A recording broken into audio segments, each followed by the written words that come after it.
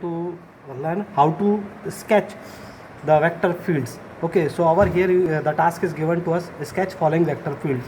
So this vector is this f is a vector which is having x, y, z coordinates.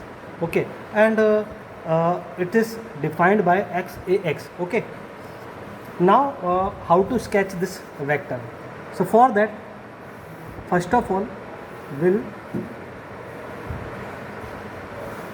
draw the two dimension.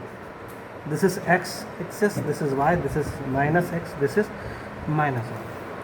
Now over here just pay attention that when we are increasing in the direction of x, because this vector, this function is totally dependent on x only. So as we are increasing toward the x, what will happen? The magnitude of this vector will increase, but it is independent to the y axis increment. So what will happen, as we are increasing in the y direction, what will happen? The vector magnitude will remain same as before. So first of all, let's say x equal to 1. So this vector can be denoted by this way, ax. We are randomly taking this vector, so this will show the unit vector 1, magnitude of this vector 1, and the direction is ax. Now x has been increased by certain amount, let's say 2.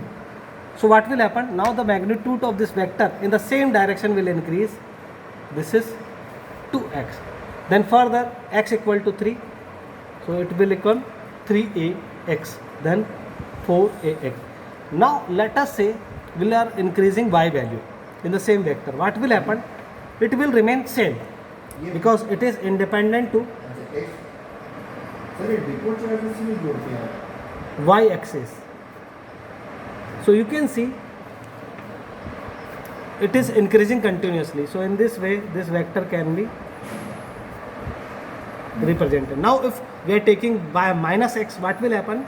The reverse direction of this function will take place. So in this way the magnitude will remain same, the entire things will remain same. So this is 4ax, this is 3x, this is 2x, this is x.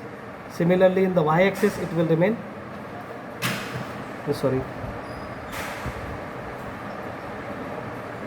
so the same way you can draw, and for minus y axis again it will remain same. So in this way you can draw the vector field. You can try for y ax. Thank you very much.